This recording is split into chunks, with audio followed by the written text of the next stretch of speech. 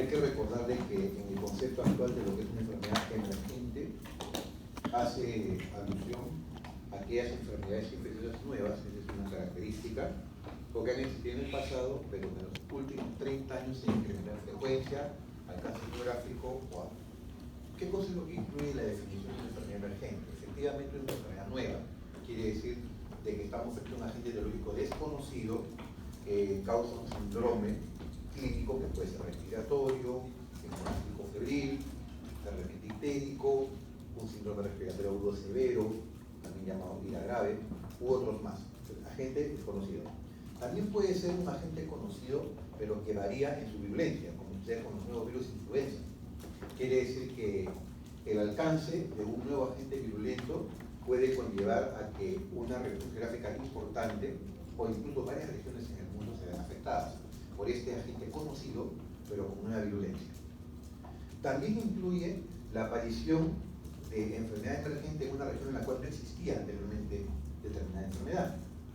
Entonces, en esta parte del continente, que es la región de las Américas, hace más de 5 años, poco más de 5 años, no existían casos de Zika, que recién se empiezan a diagnosticar a partir del año 2015, 2014, 2015, al igual que enfermedad por virus chikungunya. Más bien dengue no, dengue es una enfermedad reemergente, porque tenemos registros de la enfermedad hace muchísimos años en esta parte del continente. Pero si nos referimos a otras enfermedades transmitidas por vectores, Zika, chikungunya, hasta hace aproximadamente unos 5 años, 2014, 2013, no se hablaba de estas enfermedades. Si bien es cierto que había alerta sanitaria, se sabía que en cualquier momento podían ingresar estas infecciones debido a migración, ¿no es cierto?, debido a eventos grandes como Mundial de Fútbol, movimientos religiosos grandes, olimpiadas, ¿no?, que hace que gente vaya y venga, y si existe el vector, ¿no es cierto?, responsable, se puede dar la emergencia en una nueva región. Eso también incluye el concepto de enfermedad emergente. A nivel local, podemos tener de repente en nuestro país que ciertas enfermedades pueden tener una característica y ser endémicas en determinada región, pero pueden aparecer nuevas áreas de transmisión. Al aparecer estas nuevas áreas de transmisión, en la zona donde aparece esa enfermedad, se considera como una área nueva, o sea, área emergente de transmisión, a pesar que tengamos en consideración de que en otros lugares existe la enfermedad, pero también se aplica el concepto de enfermedad emergente. Podríamos empezar a hablar de un concepto local, ¿no es cierto?, un concepto regional y un concepto macro, o sea, a nivel mundial, de lo que involucra lo que es una enfermedad emergente. Indudablemente también incluye dentro de la condición aquellas cuya incidencia amenaza incrementarse. Son de diversas causas, definitivamente. Tal vez las más importantes son las virales. No son las virales porque de alguna forma estas pueden afectar a la mayor población porque muchas veces no pueden ser controladas adecuadamente por medicamentos antivirales. Lo otro es, pero sí es cierto que una infección viral puede tener este comportamiento, las características antigénicas del virus hace que de alguna forma también, si se logra aislar el agente y trabajar en ella, se pueda generar pronto una vacuna con los avances científicos que tenemos ahora. Bien. Sin embargo, también puede ser etiología bacteriana. Hay diversas regiones del mundo donde han aparecido bacterias emergentes, pero fundamentalmente por resistencia microbiana. ¿Okay? Puede ser micótica, parasitaria, incluso biónica, porque se ha demostrado en los últimos 15 años que han aparecido variantes, ¿no es cierto?, en cuanto a las características del péptido que conforma esta proteína priónica, variaciones con respecto a las que eran de alguna manera descritas hace poco más de 30 años. Entonces, por ejemplo, tenemos enfermedades variantes de lo que hace 30 o 40 años. Si hace 30 años se hablaba de enfermedades de la vaca loca, por ejemplo, ¿no?, entonces el Scrapie, enfermedad de vacas locas, que en los seres humanos un efecto, de alguna manera, de esta proteína priónica era generar una enfermedad neurodegenerativa llamada enfermedad de Creutzfeldt-Jakob o Creutzfeldt-Jakob. Actualmente se sigue produciendo este problema, pero por variantes priónicas. Ya no es el mismo agente prión de hace 30 años, se ha modificado la proteína. ¿Okay? Diferentes vías de transmisión, así como también historia natural y epidemiología. Algunos ejemplos de enfermedades emergentes. Tenemos ahí una lista. Incluso podríamos agregar un poco más, porque, por ejemplo, en el año 2013, 2014, aparece dentro de lo que viene a ser la definición de enfermedades nuevas en el Asia, fundamentalmente en China, un síndrome febril hemorrágico asociado a trombocitopenias. producido por un virus no definido, que ha quedado descrito como virus SFTH o SFHT, o sea, virus que produce síndrome febril hemorrágico con trombocitopenia. O, por ejemplo, una variante muy en particular que ha aparecido en los ex países del bloque, ¿no? de la ex Unión Soviética,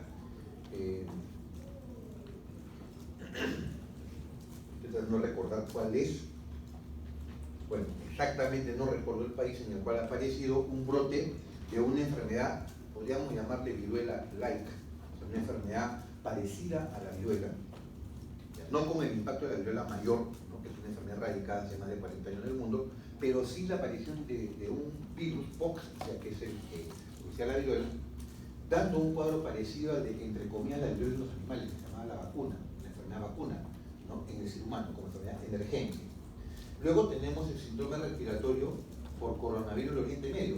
Fíjense que esa es una variante, porque ya a finales de los 90 apareció entre el 99 y 2000 en Corea y parte de China un síndrome conocido como respiratorio agudo severo. Es más, mucha gente temía, ¿no?, de que con el Mundial Corea-Japón 2002 se incrementaron los casos, no solamente a nivel local, sino regional o mundial, pero felizmente que no fue así.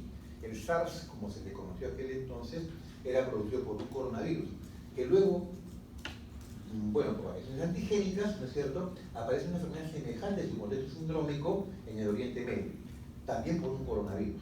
La enfermedad por virus Zika, chikungunya, el síndrome respiratorio por metaneumovirus, un cuadro parecido al virus sistémico respiratorio, en niños pequeños, pero que aparece fundamentalmente en Europa a inicios de este milenio. La gripe por influenza H1N1, que aparece en México, Estados Unidos, 2009, y luego se genera una pandemia en 3 o 4 meses, ¿no?, pero que felizmente no tuvo el impacto, llegó no más de 400.000 muertes, como el impacto de la gripe española, por ejemplo, a inicios del siglo pasado, 1905, 1910, donde murió cerca de 4 o 5 millones de personas, como consecuencia de la influenza humana en aquel entonces, ¿no? Luego vino la gripe asiática, a finales de los 50, aproximadamente con 2 a 3 millones de fallecidos. Llegamos a esta gripe conocida como influenza H1N1, para diferenciar de la gripe del pollo, que de repente han escuchado ustedes también por ese término, que afectó a la población entre el 2009 a 2010 y que se convirtió posteriormente, como lo vemos, en una enfermedad endémica ya. Entonces, si bien es cierto que aún hay casos, pero no suelen ser de la agresividad de aquel entonces, porque ya no es una cepa con nueva virulencia. Solamente hay casos antigénicos pequeños que pueden ser prevenibles con una vacuna, que se aplica a los menores de 5 años y a los adultos menores de 60. Luego viene la gripe del pollo, influenza aviar, muy parecida a la anterior, ¿no? Síndrome respiratorio agudo SARS por coronavirus, síndrome pulmonar por hantavirus, para diferenciarlo de otra enfermedad producida por el virus Hanta, que fue descrita en el Asia, fundamentalmente en Corea. En Corea hay un río que se llama río Hantan, ese nombre, de ahí viene el término de virus Hantan inicialmente, para una enfermedad que predominantemente se conoce prácticamente en el inicio del siglo XX, que generaba principalmente falla renal, ¿no? O sea, febril, hemorrágica, falla renal. Más bien, en la que aparece en Estados Unidos, hay incluso en Argentina, tenemos en la selva peruana, es el síndrome pulmonar por virus Hanta, y nueva variante del mismo. El virus del occidente aparece en la región de las Américas finales del siglo XX, HIV y HTLV1. Una enfermedad reemergente, ¿no?, que es otro concepto importante, es una enfermedad infecciosa que ya se conoce con anterioridad, dengue, tuberculosis, por ejemplo, cólera, ¿no?, peste, es una enfermedad conocida. En algún momento produjeron grandes problemas de salud pública, epidemias, pandemias, ¿no es cierto?, con alta letalidad. Se presumía que habían sido controladas por medidas de salud, ¿no es cierto?, principalmente sanitarias, compromiso muchas veces poblacional para poder erradicar reservorios o criaderos naturales de los vectores, etc., pero que lamentablemente después de una reducción importante aparecen nuevamente y se convierte en un problema de salud pública, como es la tuberculosis en este momento. En el Perú, ¿no?, es uno de los países en los cuales la afección tuberculosis es importante. Tenemos el dengue, tenemos la leptospirosis, la malaria por falciparum persistente, TBC, la peste, porque la peste, por lo menos en nuestro país, es básicamente rural o silvestre, más que urbana, ¿ok? Entonces, a nivel silvestre o rural, hay varios roedores involucrados en la transmisión a través de su picadura, de pulga que tienen, ¿no es cierto? las pulgas pican al humano y le transmiten la enfermedad, pero esta suele ser grave cuando hay un brote de peste silvestre rural en las personas que son contacto de la persona que tiene peste, porque pueden inhalar, ¿no es cierto?, material contaminado y hacer lo que se denomina peste neumónica o peste septicémica, ¿ya?, que es diferente a la peste bubónica, que viene a ser un cuadro febril con adenomegalias, ¿no es cierto?, es muy diferente y puede tener una letalidad importante, ¿no? Estamos hablando de la peste neumónica, peste septicémica. Bueno, es un delito común en el norte del país. Fiebre amarilla también. La fiebre amarilla, evidentemente, en toda la región de las Américas es selvática, es silvestre. Sin embargo, hace algunos años, a raíz de los cambios climáticos, apareció un brote localizado felizmente rápidamente controlado por el Paraguay, en Asunción, en unos asentamientos humanos que rodean la ciudad de Asunción. Entonces se convirtió algo así como periurbana. De hecho, Asunción es una ciudad tropical. Se dan las condiciones también para que pueda haber ese problema. La encefalitis equina venezolana y otras más como fiebres hemorrágicas. Muy bien. Acá estábamos conversando un momento de los patógenos recientes, ¿no? Le decía, el primero es el que produce el síndrome respiratorio del Oriente Medio. Eso está en inglés, Middle East, ¿no?, Respiratory Syndrome, por coronavirus, influenza H1N1, la gripe del pollo, H5N1, el SARS. SARS significa síndrome respiratorio agudo severo, ¿no? Eso es lo que significa. O síndrome, es en inglés también, ¿no? Metaneumovirus, el virus del Nipah, ¿ya?, en Malasia, la variante Creutzfeldt-Jakob, Lissa virus, ¿no? Característicamente en el año 95 se empiezan a detectar casos rurales, ¿no es cierto?, de encefalitis rábica en Australia, encefalitis rábica. Pero cuando haces el estudio para tratar de ver el linaje de qué tipo de Lissa virus era el que producía este problema, o sea, los ratovirus en general, se encontraron con que no era el ratovirus clásico de la rabia, sino era otro, ¿no? Porque en el grupo de los virus que producen encefalitis asociada a rabia no es solamente uno, son 5 grupos diferentes. El ratovirus humano es el que produce la rabia característica, que puede ser urbana, cuando la transmite el can, ¿no es cierto?, o el felino, el gato, o la rabia, que puede ser silvestre, cuando es transmitida generalmente por mordedores de murciélagos, ¿ok? En Australia se identificó que genéticamente el virus que transmitía encefalitis rábica, indistinguible clínicamente en la rabia que conocemos del libro, ¿okay?, era otro ratovirus. O sea, era un virus que genéticamente era diferente, por tanto había emergido en los últimos años solamente confinado a Australia nada más, no en otros países. Muy bien, luego tenemos, permítame, síndrome pulmonar por Hanta, el virus cólera, Bartonella genselae como agente productor de enfermedad por arañazo del gato, fiebres hemorrágicas como las producidas por este virus llamado guaranito. Los virus hemorrágicos se llaman arenavirus en conjunto, arenavirus, característicamente producen fiebre hemorrágica, ¿ya?, y dependiendo del lugar donde lo identifican, adopta el nombre de la región. Entonces, en Argentina, el mismo arenavirus que produce un cuadro en Bolivia y en Venezuela, ¿okay?, se denomina virus Junín. No porque haya sido identificado aquí en Junín, en el Perú, sino en Junín, Argentina. El virus guaranito ha sido identificado en Venezuela, pero también produce, ¿no es cierto?, fiebre hemorrágica. Y el mismo virus ubicado en Bolivia recibe el nombre de virus machupo. Y al final todos producen igual, fiebre hemorrágica. Cuando hablamos de virus Hanta, ¿okay?, el virus Hanta, por ejemplo, la variante que hay en el Perú se le denomina virus Hanta o virus Río Mamoré, recibe ese nombre. Y al final es una enfermedad por virus Hanta, pero genéticamente ha sido identificado que hay variaciones en algunas bases nitrogenadas. Entonces ya cambia genéticamente, ¿no?, a nivel mínimo. Y adopta el nombre donde se identificó este cambio. ¿Y dónde queda el famoso río Mamoré? En Bolivia. Entonces aparece una nueva variedad de Hanta en Bolivia que no sabemos cómo llegó al Perú. ¿Por qué? Porque el Hanta es transmitido por orina de roedores y llegó acá al Perú, probablemente por vía fluvial, ¿qué sabemos, no? Porque desde la zona tropical de Bolivia a la zona tropical de Loreto es bastante lejos, ¿no? Pero llegó. Y el último caso, los últimos que han habido han sido más cercanos, en la zona de Cusco, selva de Cusco, asociada al virus llamado río Mamoré, que es un virus Hanta. Ehrlichia, enfermedad transmitida por garrapata, ¿ok? Ehrlichia, problema de salud pública en Estados Unidos. Por lo menos ellos tienen una docena de enfermedades que son problemas de salud pública en Norteamérica, debido a esa transmisión por garrapatas. Lyme, por ejemplo, es una de ellas, ¿ok? Ehrlichiosis, anaplasmosis, babesiosis y muchas más, no son enfermedades que están ubicadas en la zona central y oriental de Estados Unidos.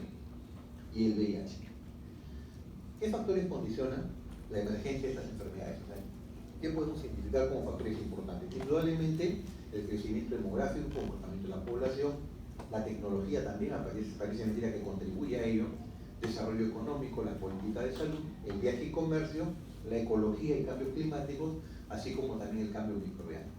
Con respecto al primer factor, indudablemente es importante porque va a determinar la mayor interacción humana, incremento en el contagio, y esto no solamente se ve en países desarrollados, sino también en los países menos desarrollados. Hay problemas de agua, alimentación, hacinamiento, que se dan como consecuencia del desplazamiento de poblaciones. Refugiados, por ejemplo, en Europa, desplazados de África hacia Europa, acá mismo, ¿no es cierto?, el éxodo venezolano ha generado hacinamiento en diferentes países de la región, ¿no? Conlleva problemas de agua potable, hacinamiento y también enfermedad, obviamente. Una consecuencia inmediata del ingreso de la comunidad venezolana fue la aparición de un brote de sarampión el año pasado, que felizmente fue controlado. Se detectaron cerca de 40 casos, ¿no?, en personas de diferentes edades, pero que fue controlado rápidamente debido a que de alguna forma nosotros sí tenemos acceso a vacunación antisarampión, y no solamente población infantil, sino también a jóvenes y adultos que pueden ser vacunados en situaciones como esta, ¿no?, o sea, de un brote comunitario. En cambio, lamentablemente en Venezuela conversamos con un infectólogo pediatra que vino el año pasado, nos decía que prácticamente no había vacunas de sarampión, que no estaban aplicando vacunas contra el sarampión.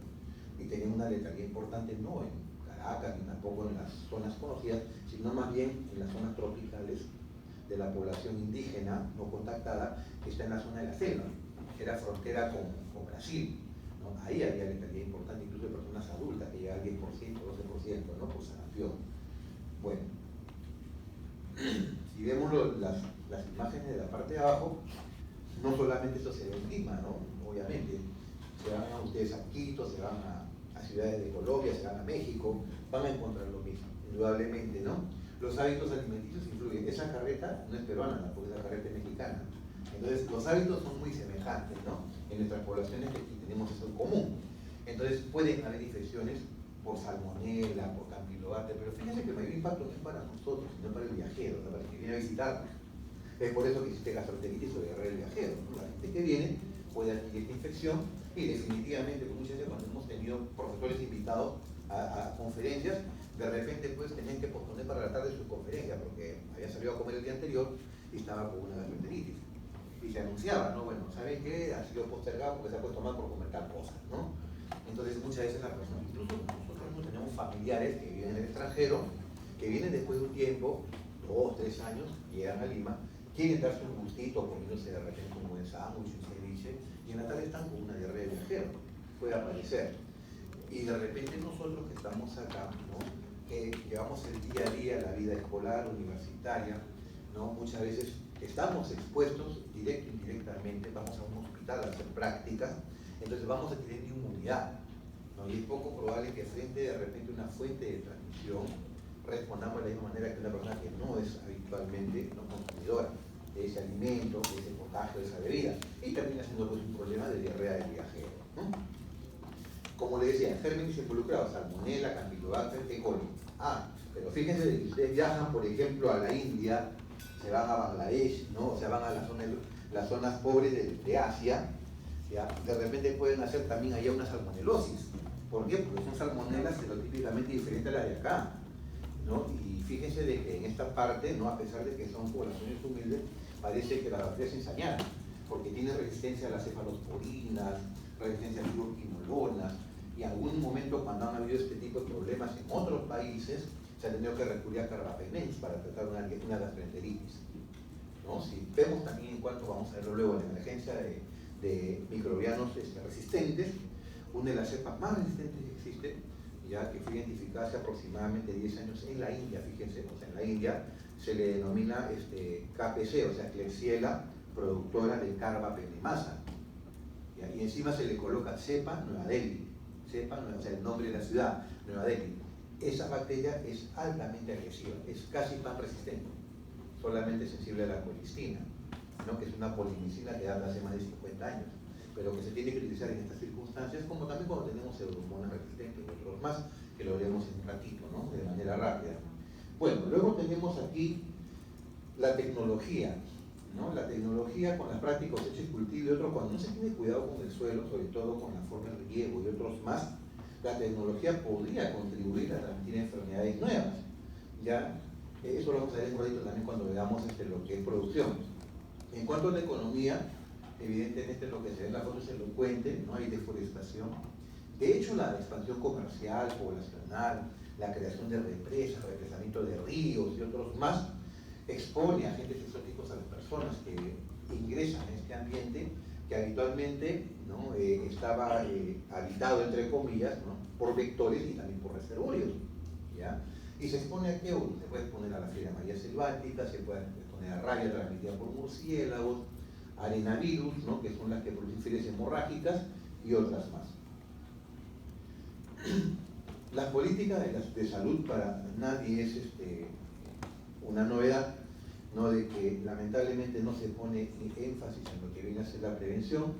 Entonces las actividades, especialmente de vigilancia en salud, están bastante venidas menos. La infraestructura también, hay definitivamente problemas en este momento y estamos pues en un escenario en el que se habla cuál sería la respuesta a nivel de salud si hubiese de repente alguna catástrofe. Lamentablemente ya en este momento tenemos muchos centros de salud que se encuentran en condiciones deterioradas, ¿no? O sea, deplorables, y que no resistirían los embates de la naturaleza de cualquier tipo. Puede ser inundaciones, puede ser lluvias, puede ser un sismo, que llevaría pues a un estado de colapso del sector salud frente a una emergencia nacional, ¿no? ¿Eso por qué? Porque lamentablemente no hay una priorización en salud, como ustedes lo hacen en educación tampoco, ¿no? Sobre todo en países en vías de desarrollo, que es algo común, y en general en América Latina la inversión se ve bastante disminuida, ya por cuestión económica, en lo que es salud y lo que es otro más. Otro punto importante que de alguna manera determinó la reaparición de un rebrote de dengue en nuestro país, porque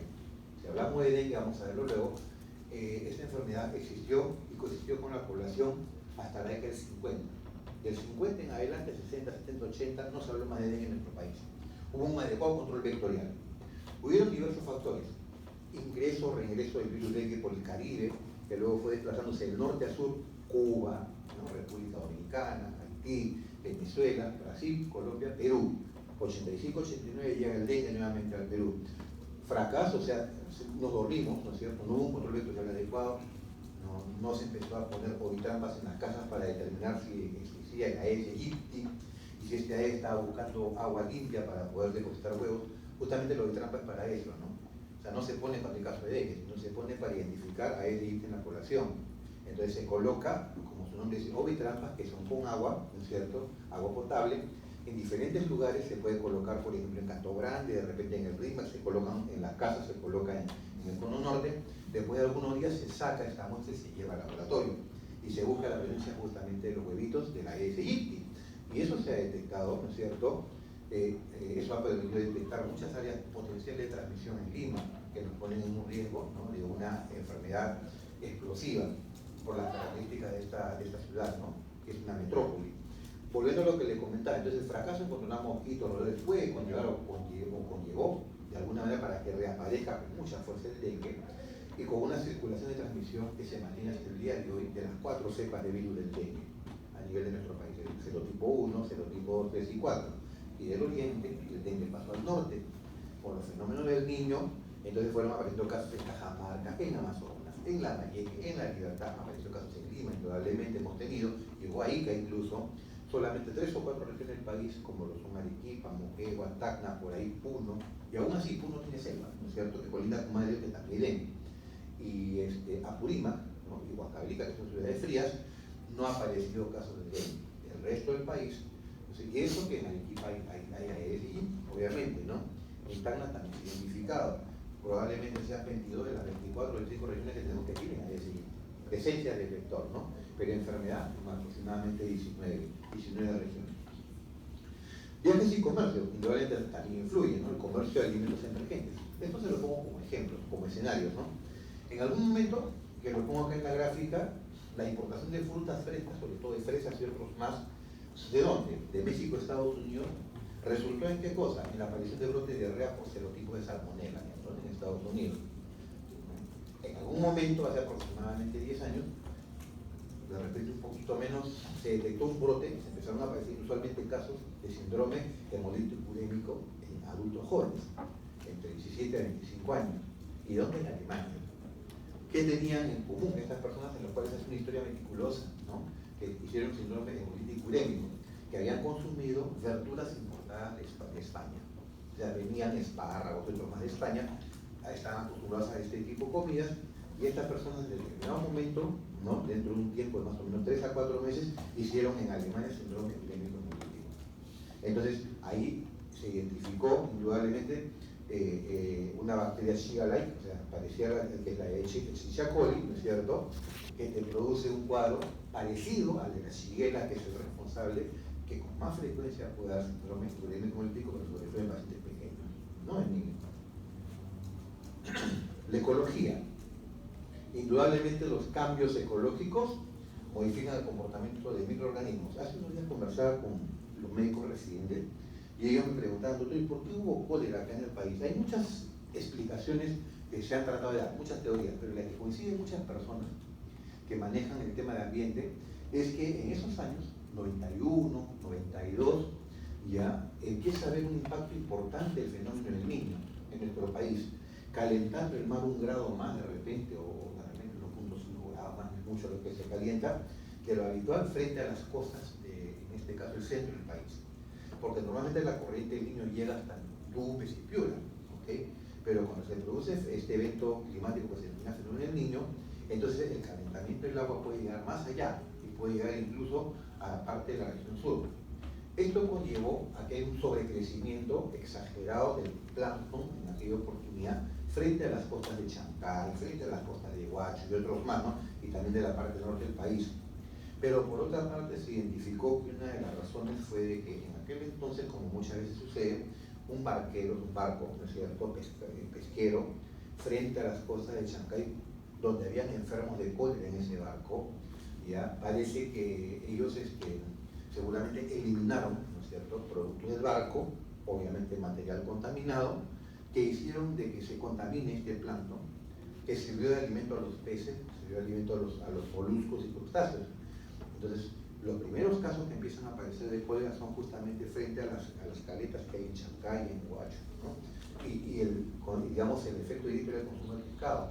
Y es por eso que en aquel entonces pues, se generó un miedo importante en la población, que motivó que el ministro de Salud de aquel entonces, con una foto para el recuerdo con el expresidente Fujimori, se sentaran en una mesa a comer pescado, no sé, el ceviche, ¿no? Y abajo la leyenda decía, pues el pescado no transmite cólera, y estaban comiendo ceviche. Claro, ellos no se enfermaron, ¿no? Pero no quedó duda, y eso pues lamentablemente también llevó, ¿no?, a que haya un colapso económico importante, porque nosotros éramos productores de pescado y siempre lo hemos sido, ¿ya? Y lamentablemente dejaron de comprarnos harina de pescado, porque la gente pensaba a nivel mundial de que así también se transmitía el cólera. Bueno, el cólera afectó prácticamente a toda América Latina, bueno, casi a toda América del Sur estuvo ahí, ¿no es cierto? Pero fuimos el país, ¿no?, que más se afectó, con más de 500 millones de casos, pero el que menos letalidad tuvo, ¿no?, a lo largo de toda la historia. ¿No? Y para terminar de contarles ello rápidamente, que lo vamos a ver luego también, este fue el final de la última pandemia de cólera, que fue la sexta que se describe en la historia de la medicina, o la historia mundial. Comenzó en India en la década de 60 y termina en América en 1990. O sea, durante 3 años el virus cólera se pasó por todo el mundo y desapareció en América. El cólera quedó como enfermedad. Hay niños que hacen cólera, adultos también, pero ya no es esa enfermedad con diarrea pues secretoria, con 5, 6, 10 litros de deposiciones completamente acuosas, olor a lejía, ya no. Se ve como una gastroenteritis que se puede manejar con terapia de hidratación, ¿no es cierto?, y con una dieta adecuada. Ya no es el impacto, ¿no?, porque ya somos personas que tenemos inmunidad prácticamente frente al virus cólera. Bueno, indudablemente el calentamiento global afecta bastante, ¿no? Esto conlleva a que los vectores del paludismo, fiebre amarilla y otros más se distribuyan de manera diferente en otras partes del mundo. Las lluvias, ¿no?, que afectan diversas regiones, como la que hemos tenido hace poco, el Niño costero, el año pasado, conlleva indudablemente a la aparición de enfermedades como la leptospirosis, que es una de las principales que aparece, la malaria también es una enfermedad que aparece frente a las lluvias, ¿no es cierto?, porque de alguna manera la malaria se ve favorecida por el estancamiento de agua. Es lo que busca el anófeles, que es el vector para poder cruzar sus huevos, ¿no? Y la aparición de inundaciones hace de que los roedores abandonen los lugares donde habitualmente viven y tengan más contacto con el ser humano. haya mayor interacción humana, y para que se contagien las personas a través de no solamente la orina, ¿no es cierto?, de la rata, la que transmite las virosiones, sino también la contaminación de la orina que viene a ser pues directo e indirectamente a agua, conservas, ¿no?, alimentos que han sido de repente contaminados con orina por la rata. Cuando está almacenado el alimento podemos tener harina de trigo, arroz, otros más. O sea, también cuando los perros sufren de epidemia de leptospirosis, porque el perrito también puede padecer leptospirosis y puede contagiar al ser humano, como una enfermedad zoonótica en este caso, ¿no? Orina de campo, se orina el perro, contamina al perrito y se contamina el niño que se acerca al perrito enfermo, y fiebre amarilla. El cambio microbiano, indudablemente, ¿no? La resistencia creció alarmantemente y la resistencia avanza, pero no en la misma proporción que avanza el estudio de nuevos antimicrobianos. Son muy pocos antimicrobianos los que se han producido en los últimos años. Me parece que más avance se ha tenido en la investigación de medicamentos antivirales para controlar la hepatitis tipo C, por ejemplo, que han sido excelentes medicamentos que curan la hepatitis C. Claro, cada pastilla cuesta no menos de $300, ¿no? Pero te curan en 4 o 5 meses de hepatitis C. Ha habido avances enormemente en la enfermedad por VIH, cada vez aparecen nuevos antirretrovirales. Ha habido una nueva oleada, ¿no?, de antivirales, pero todos son para adultos, ¿no? Los niños tenemos muy limitado, ¿no?, el arsenal terapéutico para VIH en pequeños, casi todos los medicamentos salen para adultos, ¿no? Pero para otras enfermedades no. O sea, emerge estafilococo resistente por ahí, comunitario, emerge Acinetobacter, ¿no?, en las unidades intensivos, emerge pseudomonas en las unidades de quemado, emerge enterococo resistente a vancomicina en la UCI, y la investigación de nuevos antimicrobianos no va a la par, no va a la par. Y si va, llega, pero esos medicamentos no vienen todavía a países en vías de desarrollo, y son medicamentos relativamente muy costosos, ¿no?, porque la patente de un laboratorio que logra, ¿no es cierto?, que su medicamento tenga vigencia pasando todos los controles rigurosos para que pueda ser usado, va a mantener probablemente la licencia más de 10 años. Durante ese tiempo va a recuperar todo lo invertido, y es por eso que son muy costosos estos medicamentos. Pasa en hepatitis C, pasa en ciertos fármacos, ciertos antivirales. Muy bien. ¿Cuál es el panorama actual de las enfermedades emergentes y reemergentes en nuestro país? Si queremos un poco de repente resumir en 3 o 4 minutos el panorama mundial, y dar una visión. ¿Cuáles son las enfermedades importantes desde el punto de vista emergente en otras regiones? Hasta hace poco y hasta la actualidad, ¿no?, el mayor impacto en África, por ejemplo, ha sido el ébola, enfermedad por virus ébola. Claro, en África tienen meningococo, tienen malaria, ¿no?, tienen TBC, tienen dengue, obviamente, otras enfermedades más, pero el impacto mayor fue en el ébola. ¿Por qué? Porque a diferencia del primer brote de ébola, 75-76, que no fueron más allá de más o menos 1000 personas afectadas a 2000 personas afectadas con una letalidad superior al 50% y a casi al 70%, la enfermedad era netamente rural, en aquel entonces, rural, y solamente afectó a 2 países. ¿Ya? Afectó a lo que ahora se conoce como República Democrática del Congo, en aquel entonces se llamaba Zaire, y Gabón. Este último brote que ha habido entre el 2013 y 2015 y 2016 de ébola ha afectado capitales, o sea, de estados, o sea, de países, y ha sido netamente rural. Ha afectado más de 5 países en el África.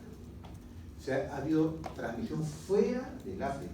En Estados Unidos ha habido contacto persona a persona con transmisión de ébola.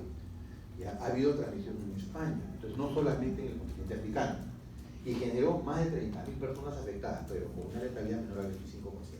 ¿Ya? O sea, mejoró la condición también de atención en los pacientes. Entonces no hubo la alta letalidad como hubo hace algunos años. En Estados Unidos se los mencioné. Su problema, brotes, ¿no es cierto? Por más que tienen un buen sistema de salud, ¿ya?, y les sobra, el problema lo tienen, por lo menos para nosotros los pediatras, ¿no?, con los movimientos antivacunas. Entonces, que no permiten que se avance en la vacunación en infección infantil, y tienen brote o reemergencia, sarampión por acá, sarampión por ahí. Tienen por acá tétanos en un momento tos convulsiva, ¿ya?, pero su problema real es con las enfermedades transmitidas por garrapatas, como le decía, ¿no? Tienen mucho de Lyme, por ejemplo, ¿ok? Tienen también fiebre recurrente, por borrelia recurrentis, tienen erliquiosis y otras más, ¿no? En Europa, el problema que tiene es básicamente relacionado con verduras u otros alimentos. Entonces, por ejemplo, en Europa es un problema de tifoidea, ¿no? aunque parezca raro, ¿no? Es tifoidea. O sea, y otras salmonelosis, como problemas de salud pública. Dejamos a los asiáticos con sus problemas virales, fundamentalmente respiratorios, todos ellos casi, ¿no? Y en el Perú, ¿cierto? Bueno, acá tenemos problemas con dengue, es la enfermedad más importante, probablemente la transmisión vectorial que tenemos. Y en el Perú podemos hacer un repaso rapidito de 20 minutos, cuáles son las enfermedades emergentes o reemergentes más importantes. Comenzamos por VIH-Sida. No me detengo mucho porque lo hemos conversado en una clase completa para VIH, ¿ya? Esto le paso los datos actualizados. TBC, problemas de salud pública en nuestro país. Fíjense que año a año se notifican cerca de 25.000, 30.000 casos nuevos, ¿no? Incluso, ¿no? 17.000, casi la mitad de ellos con frotis positivo. Lamentablemente nuestro país tiene un lugar importante, entre comillas, dentro de lo que es la transmisión de esta enfermedad en América. Superamos Haití, superamos a Bolivia, que algunos estuvieron por encima de nosotros. Y esto probablemente tiene que ver con la coinfección VIH o T, ¿no? Definitivamente. Aparte que somos un país con una cantidad para el territorio que tenemos, cantidad importante de personas, somos más de 33 millones. El otro problema que tenemos es la multidrólogo resistencia, ¿no? Ese es otro problema también que ha surgido, lamentablemente, porque a pesar de que en nuestro país se trata que una vez que se hecho el diagnóstico de un paciente, hacer un tratamiento supervisado y observado diariamente, ya algunos no van. Y el personal de salud tiene que ir a buscarlo a su casa para que tomen la medicina diario, por lo menos en la primera fase. Entonces, si vemos emergencia de resistencia, que quiere decir que cuando hacemos un estudio de antigrama en la cepa aislada, encontramos que tiene resistencia a rifampicina, que es el medicamento más importante en el control de la infección por ser bactericida e isonacida, ¿no es cierto?, los medicamentos. Entonces, estamos directamente con MDR.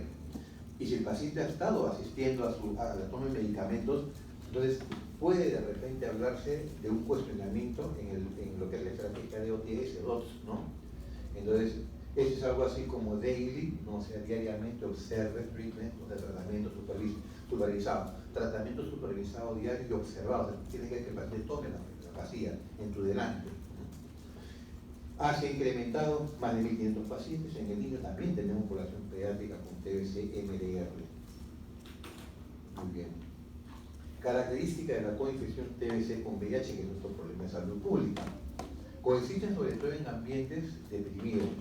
En Lima, por ejemplo, tenemos identificadas las zonas como el Callao, la Victoria, algunas zonas del cono oeste, en las cuales hay un incremento importante o alarmante de casos de TBC y TBC-MDR, y que coinciden también, ¿no es cierto?, con la procedencia, ¿no es cierto?, probablemente la tercera parte de los casos de VIH que se reportan en Lima, los nuevos.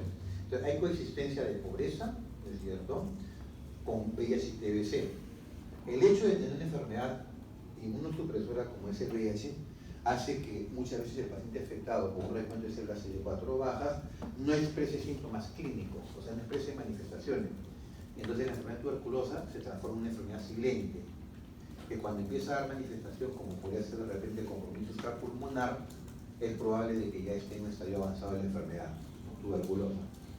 Depresión del sistema inmune, obviamente es bidireccional, porque la TBC te deprime las células CD4 y a su vez la infección por VIH también lo hace.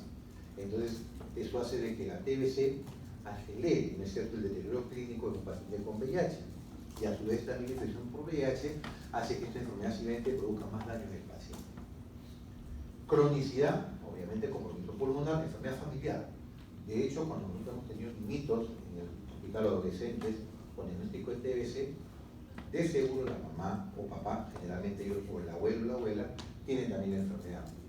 Requieren terapia combinada, lo cual genera mala adherencia, ¿no? Porque por una parte, una vez hecho el diagnóstico, van a tener que tomar 4 medicamentos antituberculosos en el día y también a la vez 3 antirretrovirales.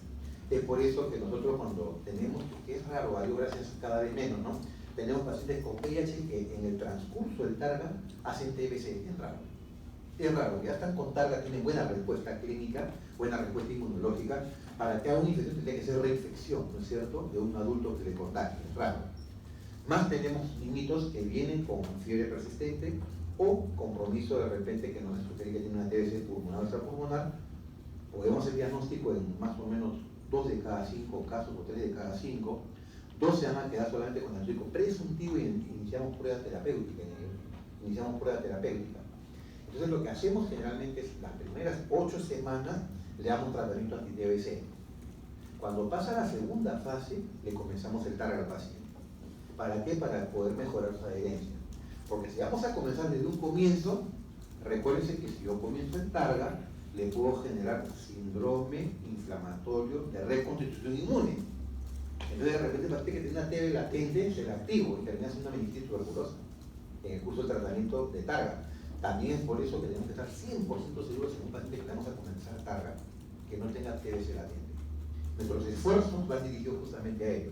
Y dependiendo del recuento de CD4 que le encuentra al paciente, determinaré si hay riesgo de TBC, si hay riesgo de repente que se active un citomegalovirus, que se active un toxoplasma, que se active una micobacterias atípica u otro más, ya en el contexto del manejo. Finalmente, ¿no? El problema de la resistencia a los medicamentos, ¿no?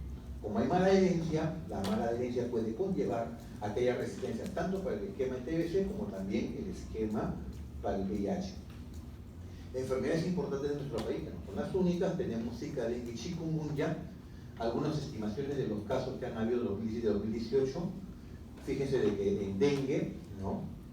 Hemos tenido en el 2018 3.416 casos confirmados frente a los cerca de 60.000 que hubieron en el 2017. No sé, la cantidad fue increíble en el 2017, o sea, llegaron más de 60.000 casos de dengue como el niño costero. 3.416 confirmados, ¿ya? 72 casos de dengue grave y lamentablemente 12 fallecidos, ¿no? Por dengue grave el año pasado. O sea, tuvimos decesos por dengue. Bueno, en todos ellos hay que recordar que el vector común es el Aedes aegypti, es el actor principal ahí, mosquito hembra, y que no solamente puede transmitir enfermedad por virus dengue, Zika, chikungunya, sino también es un agente vector común para la fiebre amarilla urbana y también es un vector común para transmitir una enfermedad que se conoce como mayaro, o enfermedad por virus mayaro, que es una enfermedad de la zona tropical de nuestro país. Es transmitida también por Aedes aegypti. ¿Okay? Entonces, la transmisión más importante de estas enfermedades es el tipo vectorial, recuerden, es el vector el que participa. Pero también puede haber exposiciones no vectoriales, tanto en Zika, tanto en dengue y chikungunya, puede ser por pinchazo ocupacional, puede ser congénita, pero mucho más importante es la transmisión congénita en el Zika, la más importante, porque Zika se comporta como una enfermedad que entra, ¿no es cierto?, en lo que viene a ser la definición de síndrome TORCH, ¿no? Infección intrauterina crónica. Quiere decir que la infección por virus Zika, en más o menos 1 de cada 5 bebitos de mujeres que tuvieron Zika durante el embarazo, y la enfermedad por virus Zika no se produce en todas las personas que son picadas por el mosquito. La infección con manifestaciones clínicas como son fiebre, inyección conjuntival, exantema que pica un poquito y dura 3 o 4 días, solo se ve en 1 de cada 3 personas que hacen infección por virus Zika. 2 pasan de manera sintomática. O sea, puede ser una pareja que tuvo Zika, que no tuvo síntomas, le transmite por vía sexual a su esposa durante el embarazo, la señora hace infección latente por Zika y le pasa a su bebito, y el bebé nace con un síndrome congénito por virus Zika. ¿Okay? Hay transmisión congénita, que es mucho más importante. En cambio, en dengue y en chikungunya, la transmisión es periparto, principalmente, es perinatal. Generalmente la transmisión se da en una mamá que tuvo contagio reciente con el virus dengue. Y la mamá, al momento que da luz, está en viremia, quiere decir que está comenzando la enfermedad. Y puede incluso fallecer en el puerperio inmediato. En los 4 o 5 siguientes días puede fallecer por dengue, sobre todo, más que por chikungunya. Pero este es el mecanismo de transmisión.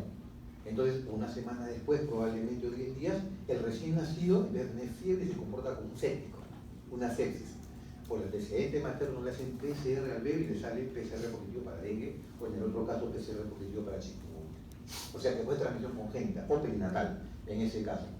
También puede ser por trasplante de órgano, transfusión de sangre, que es algo raro, ¿no? Pero también se puede dar en el contexto de transmisión. Las manifestaciones, le menciono lo más importante, ¿no?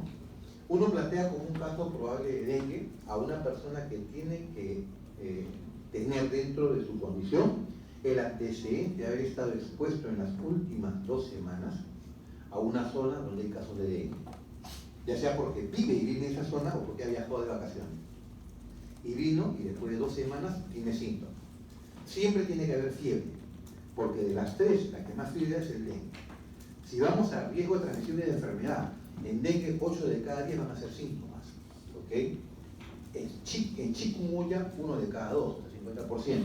En Zika, 1 de cada 5 o 1 de cada 3, 20-30%, que se van a enfermar. El resto pasa con infección asintomática. Bien. Entonces, ¿qué es lo que tiene el dengue como característico? A la persona la tumba la cama. Hay fiebre intensa, ¿no es cierto? Dolor de cabeza, dolor retrocular, mialgias, artralgias. Se menciona incluso de que de acuerdo a la descripción de esta enfermedad en el África, se le llamaba enfermedad que quiebra o rompe huesos, quebranta huesos. En niños puede haber dolor de barriga, náuseas y vómitos. Chikungunya, hay fiebre, menos intensa que el dengue, puede durar más días, pero característicamente la persona tiene problemas de la piel, le sale como una dermatitis, ¿no es cierto? Y tiene problema articular, incluso con sinovitis, en las articulaciones. Ese problema articular le puede quedar hasta incluso años después, meses o años después. En Zika, enfermedad que el impacto mayor es en la gestante, probablemente el primer trimestre, ¿no? Pero Zika puede dar fiebre, moderada intensidad, 38, 38.5, ojo rojo, pero nos recuerda a Kawasaki, tiene inyección conjuntival, pero sin conjuntivitis. Porque la inyección con conjuntivitis se debe, por ejemplo, a infecciones virales como Coxsackie adenovirus, o sea, en sarampión, que es conjuntivitis purulenta. Acá es ojo bien rojo, ¿no es cierto?, pero sin conjuntival. Y sale una erupción, ¿no es cierto?, que pica. En el dengue hay erupción, efectivamente. Es más, hay otra erupción cuando está terminando la enfermedad, cuando hace dengue grave. Esa erupción que hacen cuando hace dengue grave tiene un nombre, ¿no? Dentro de la comunidad se conoce como erupción de islas blancas en un mar rojo. Islas blancas en un mar con un delito dérmico y aparecen máculas blanquecinas cuando el paciente está recuperando un dengue grave. Bueno, esa es la característica de cada uno de ellos. Indudablemente el diagnóstico va a estar hecho fundamentalmente o bien detectando antígenos del virus o anticuerpos del virus, en general, ¿no es cierto? En general. Si yo quiero detectar antígenos del virus PCR, ¿no es cierto?, tengo que considerar que el paciente esté en periodo de transmisibilidad.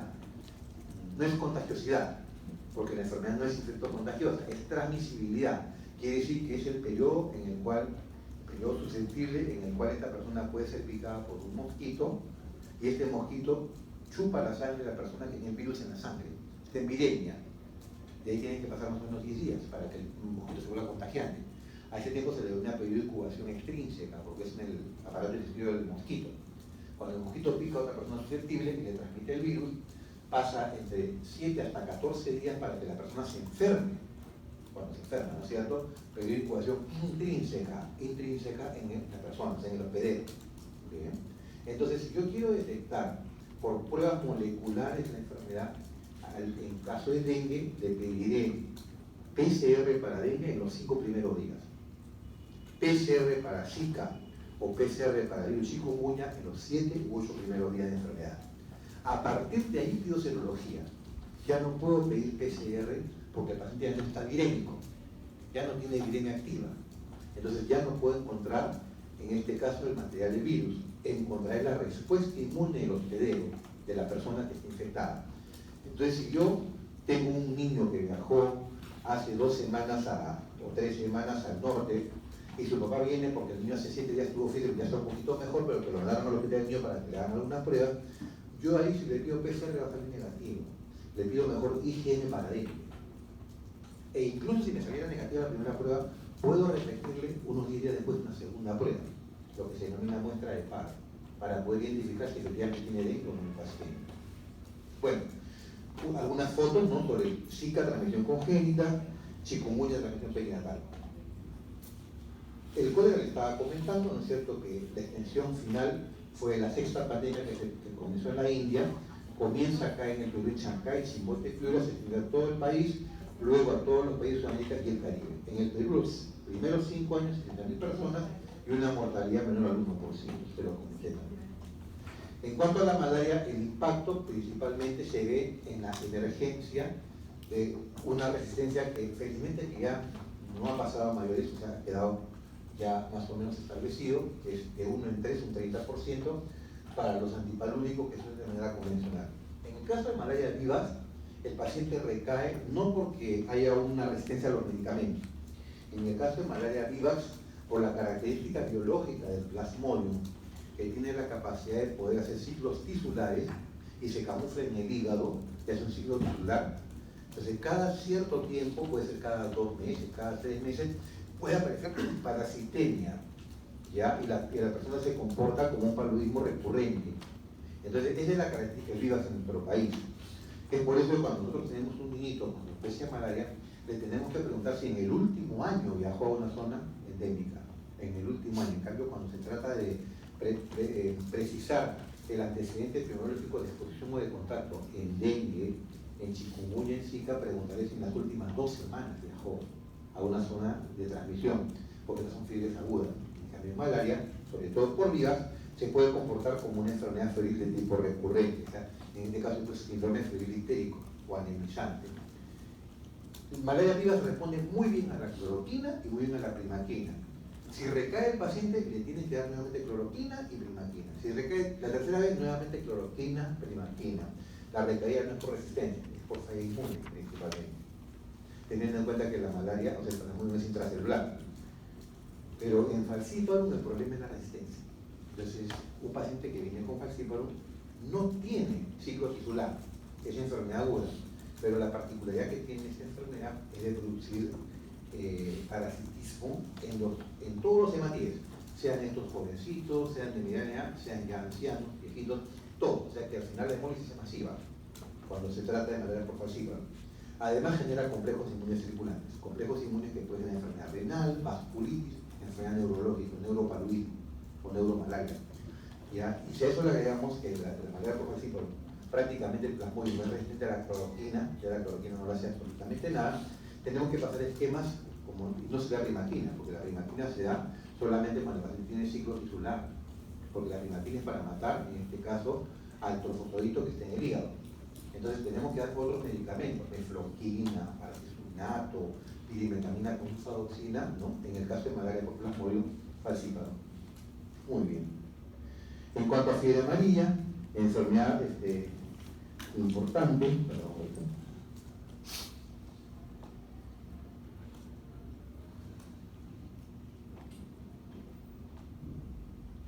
disculpa. Entonces le decía de que fiebre amarilla, enfermedad de notificación obligatoria, en Lima ha habido fiebre amarilla, pero estamos hablando de inicio del siglo XX. ¿Por qué? Porque en Lima también ha habido Aedes aegypti en aquel entonces, como lo hay ahora.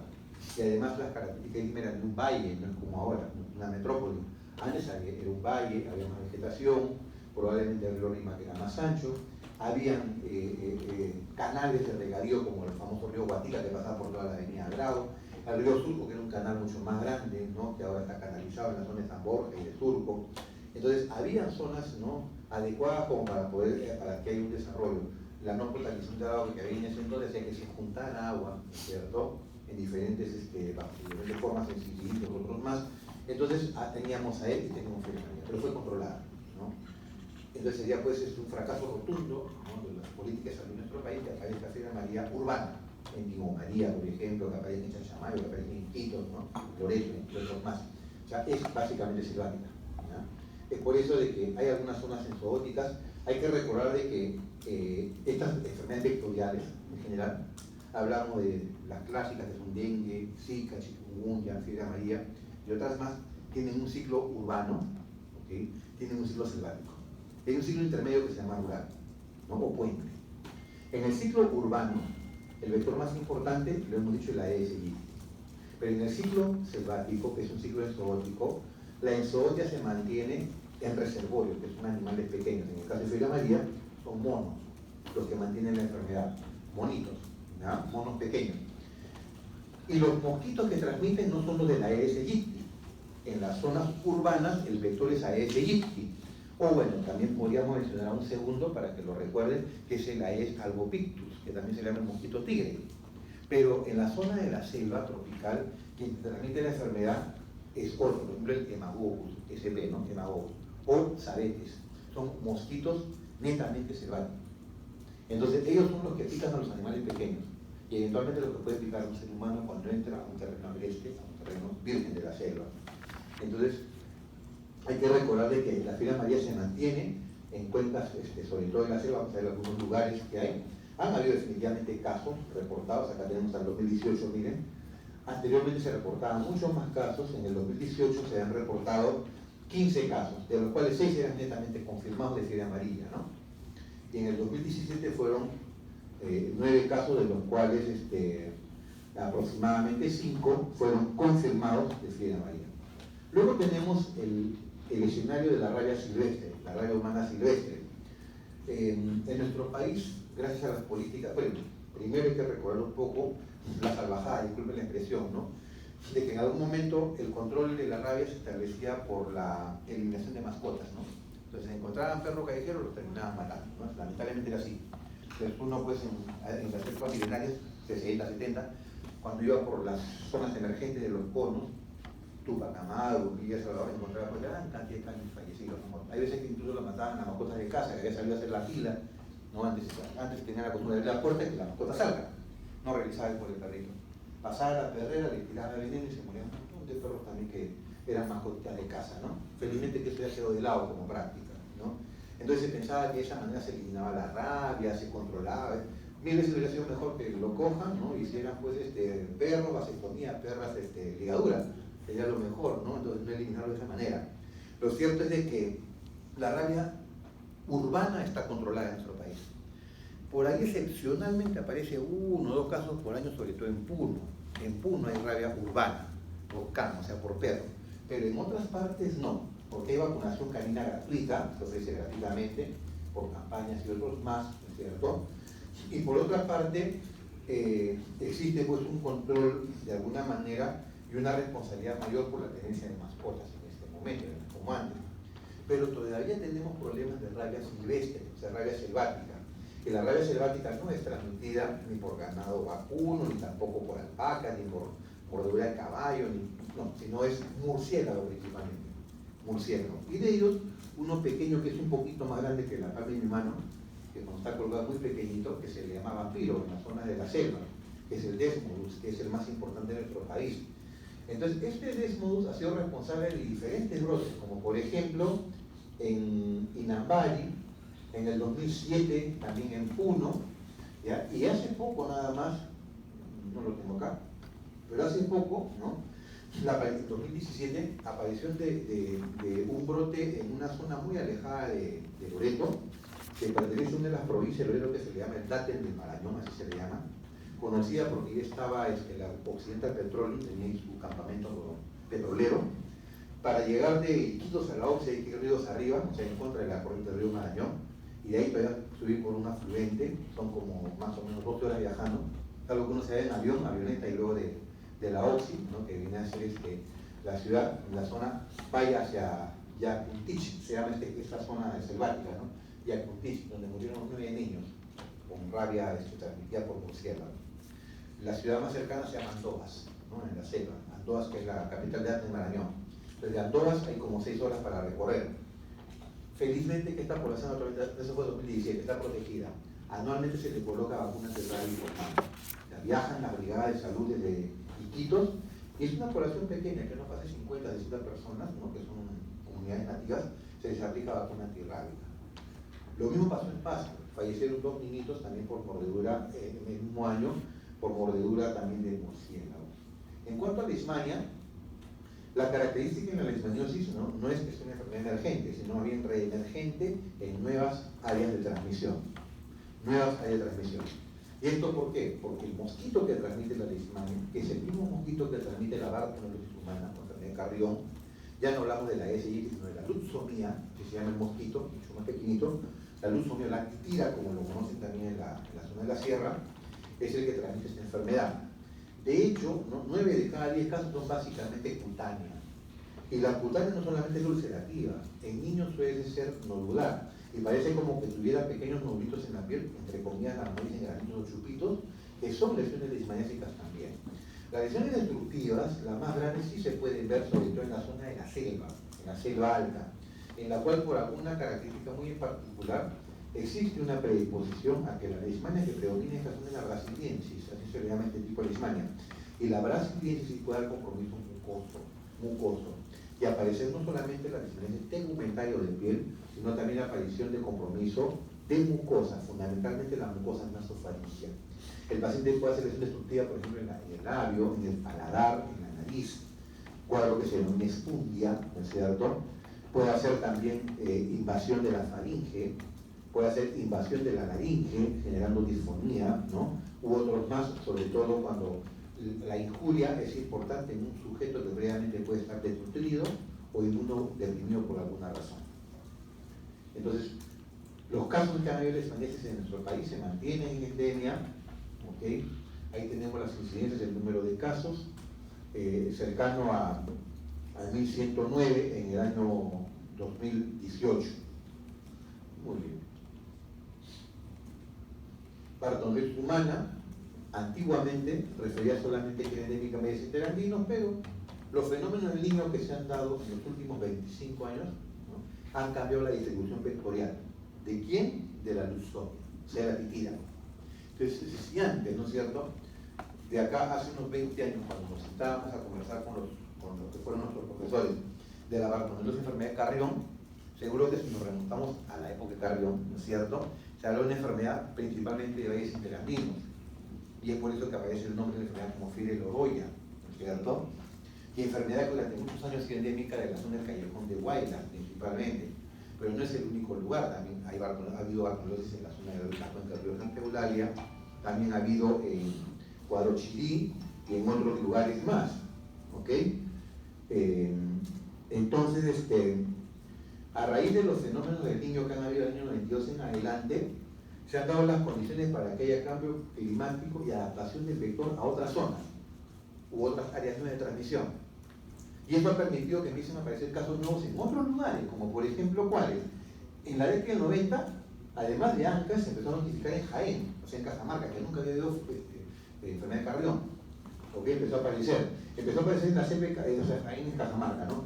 También en Bagua, en Amazonas, Huánuco, Cusco, en el 2001 en adelante, en la zona Sierra de la Libertad, Huamachuco, en Piura y otros departamentos más. Finalmente se han reportado en el centro del país sur, son siempre zonas cálidas, ¿no es cierto? La provincia de La Mar, Huanta, más en las zonas pegadas a lo que es el Brain, que son calurosas, Quimbiri un poco, que también es una zona bastante calurosa, y San Yapuno.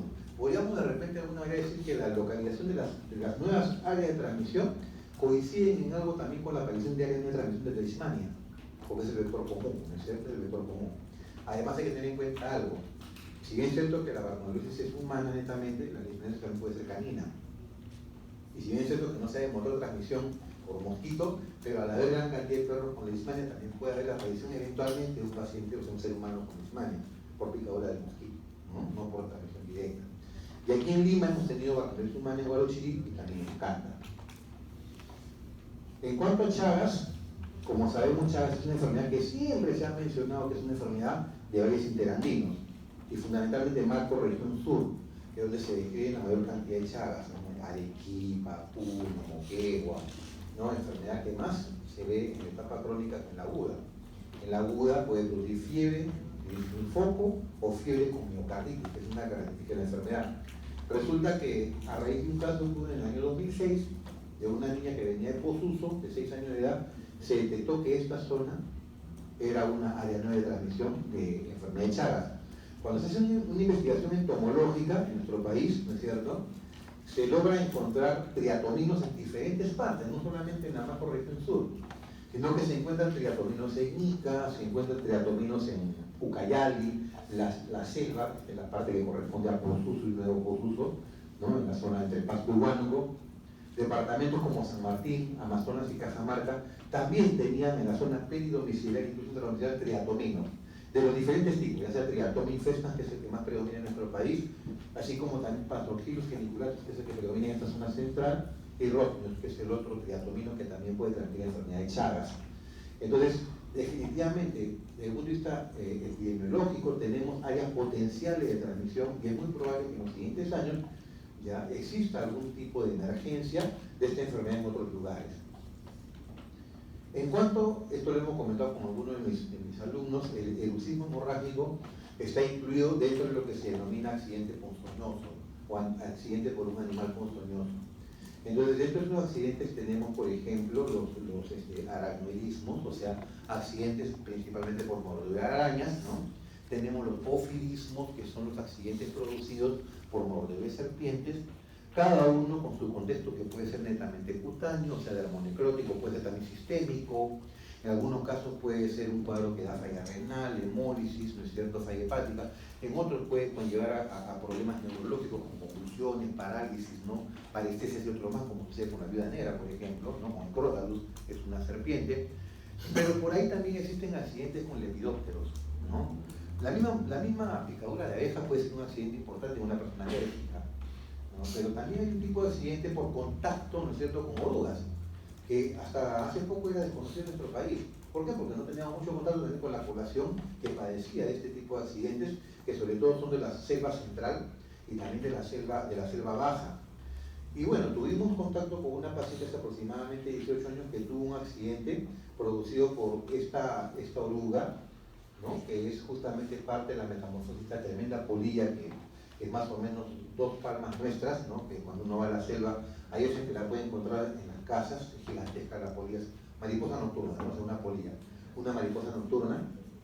Entonces esta chiquita tenía que ir un tramo por una zona de campo, y bueno, con su amiga jugando, agarrándose de los árboles, y una vez se cuelga un árbol de pacae y siente una cosa pegajosa en la mano, ¿ya? Entonces, seguramente algunos de ustedes, cuando ha sido chico, ha jugado de esa manera. La niña lo describe como que le habían tirado con ortiga en el cuerpo, ¿no? La ortiga es una planta que es urticariante.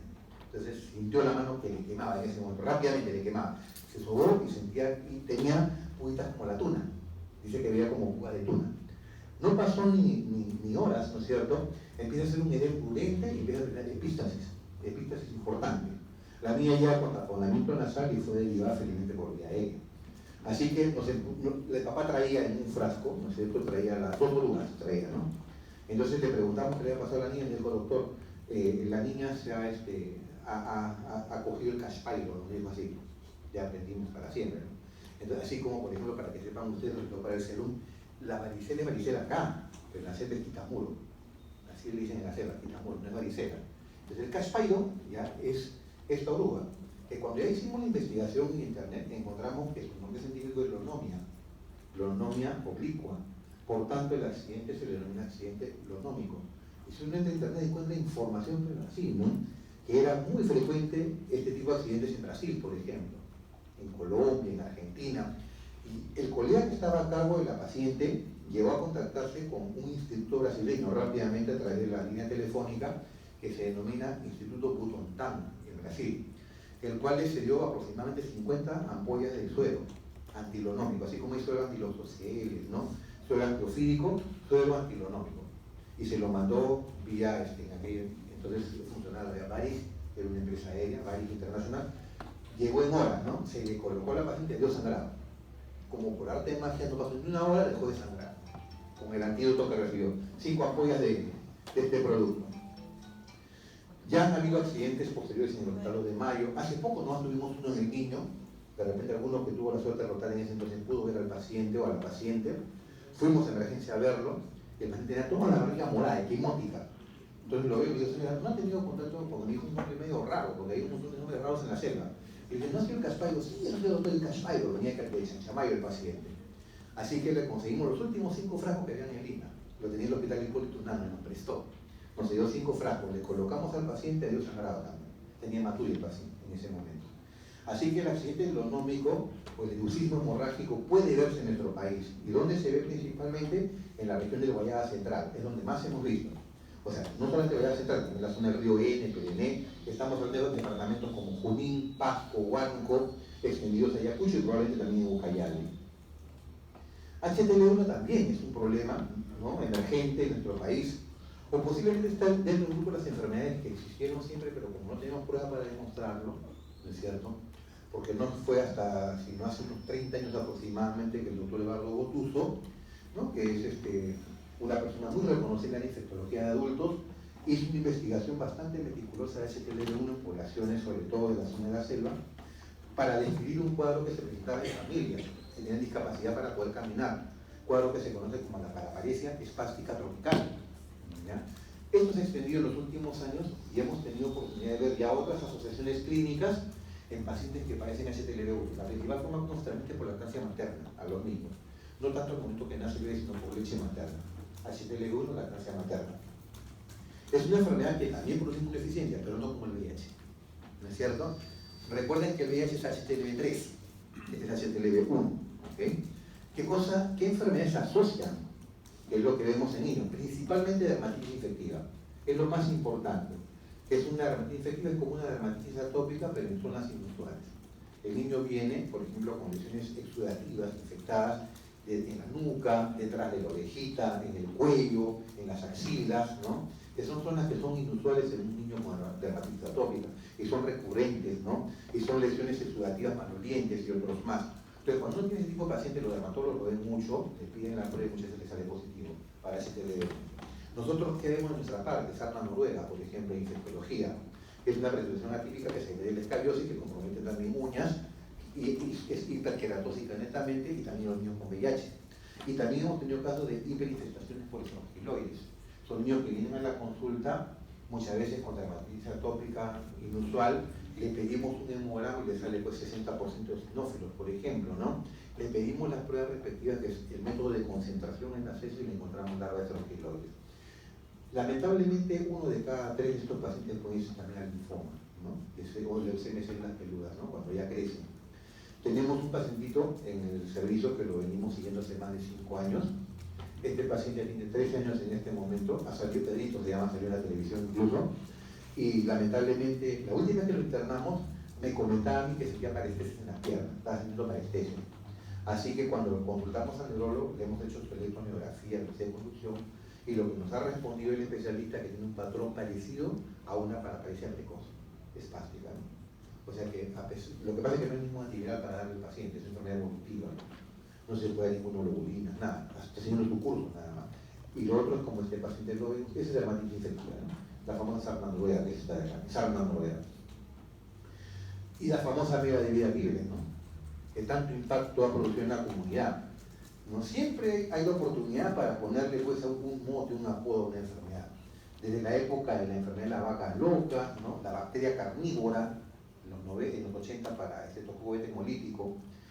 Por ahí también lamentablemente se estigmatizó y no se etiquetaba a pacientes como el cáncer gay en algún momento, la peste rosa, saben a qué me refiero, ¿no es cierto? Ahora tenemos la famosa ameba comecereco, así como le llaman los periodistas, ¿no? La ameba comecereco, así le llaman en la televisión. Entonces, las amebas de vida libre definitivamente tienen un contexto clínico muy importante, todas ellas, ¿no? Pero lo curioso, y es lo que no se dice pues, a nivel de la prensa, es que lo que tenemos en este momento es la aparición de nuevas amebas de vida libre.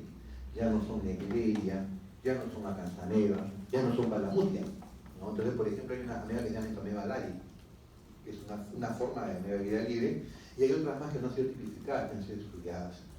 Es estudiada por un grupo que se ha especializado en Francia, ¿ya? Y tiene la suficiente paciencia como para poder estudiar las amebas. Porque la ameba no se ve en fresco, tiene que grabar más o menos durante 1 hora un líquido fluorraquídeo. Cuando ven todo es redondito, pero de pronto emite pseudópodo después de 20 minutos, ¿no es cierto? O sea, porque es una ameba, o sea, vida libre, forma pseudópodo. Eso no se ve si estás mirando durante 20 minutos, te cansas, ¿no es cierto? Tienes que filmar 1 hora, 2 horas y luego ver lo que has filmado. Entonces, se ha identificado. Y se ha identificado incluso en pacientes en los que se hace estudio de TBC, por ejemplo, ¿no? Con pruebas positivas para TB, que también se encuentran amebas de vida libre. ¿Qué cosa estás postulando actualmente en el nuevo paradigma? De que probablemente hay algunas amebas que son comensales y podrían incluso llegar al encéfalo, pero no producir daño, ¿no? En otros sí, y tiene que ver probablemente con un nexo con la inmunidad del paciente, eso es lo que se menciona. Muy bien. Entonces, ya para terminar, rasguño de gato, ¿no? Toxocariasis también, que es una enfermedad de alguna manera que cobra importancia en nuestro país, sobre todo en Lima, por la alta incidencia de casos de Toxocara canis, Toxocara cati. Recordar que la toxocariasis es una geomintiasis, ¿no? Y el responsable de esto no es el perro, sino es la tenencia responsable de las mascotas, las cuales las llevan al parque y una vez que defecan no recogen las heces del animal. Ese es el problema más importante. Perdón un ratito.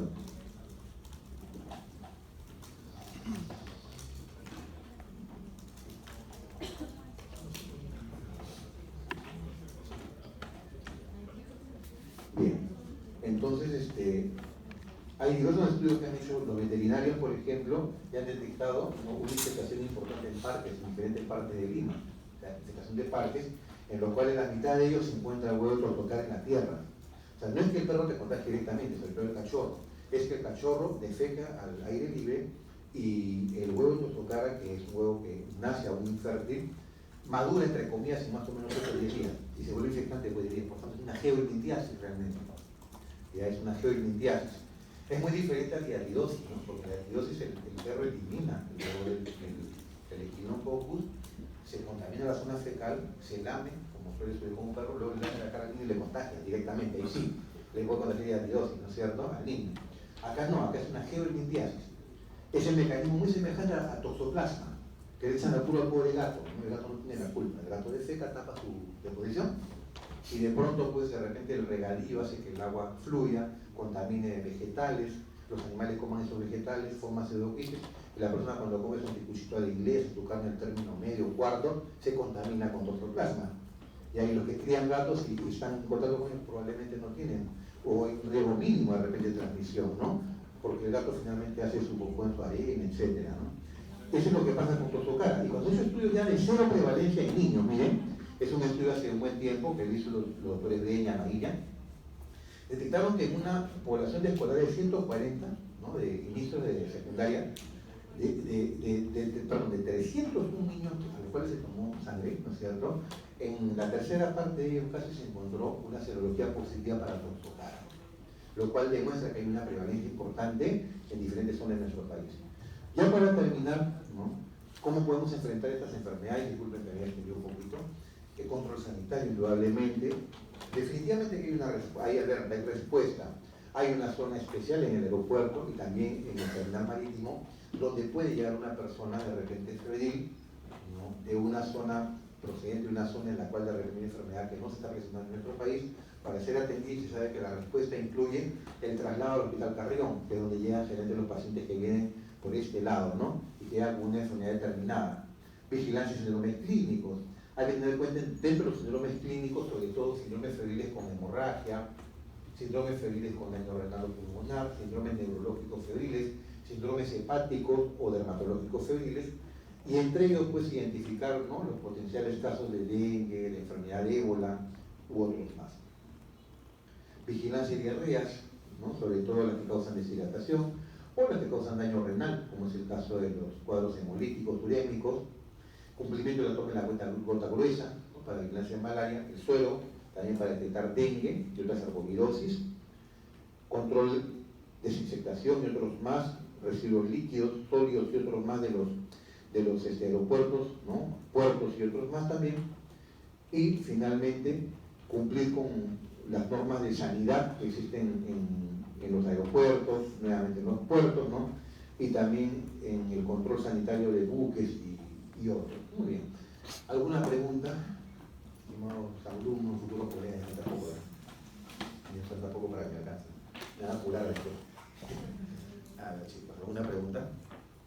Todo lo que les he dicho, de acá salen las preguntas. ¿Ya? No hay de otro lugar. La vez pasada igual. La vez pasada igual. Igualito. Igual. Mire, les agradezco su atención y nuevamente les agradezco también a ustedes doblemente porque han tenido la gentileza de acompañarme el día de hoy. A pesar de las dificultades que tuvimos para completar la clase, esto demuestra el interés que tienen ustedes y espero yo que también por la pediatría. Es una especialidad muy, muy bonita. Y bueno, yo soy el doctor Javier Díaz, médico infectólogo pediatra, trabajo en infectología del Hospital del Niño. Cuando gusten las puertas abiertas, cuando tengan un tiempo libre, alguna duda, ¿no?, alguna duda diagnóstica, búsquenos por favor. Ya estén atentos a los eventos científicos que se realizan, que a algunos les gusta la pediatría. Van a ver que tenemos muchos eventos que dan puntaje en general, ya sea para recertificación médica, para residentado y otros más que son gratuitos, que lo hace la Sociedad de Pediatría, ¿no?, a la cual le gusta la pediatría. Y si no, ¿no es cierto?, siempre estamos llanos para poder contribuir con ustedes en algún evento científico, con profesores invitados, y en otros grupos de investigación y otros más. Así que les agradezco su atención el día de hoy. ¿Sí? Muchas gracias, ¿no?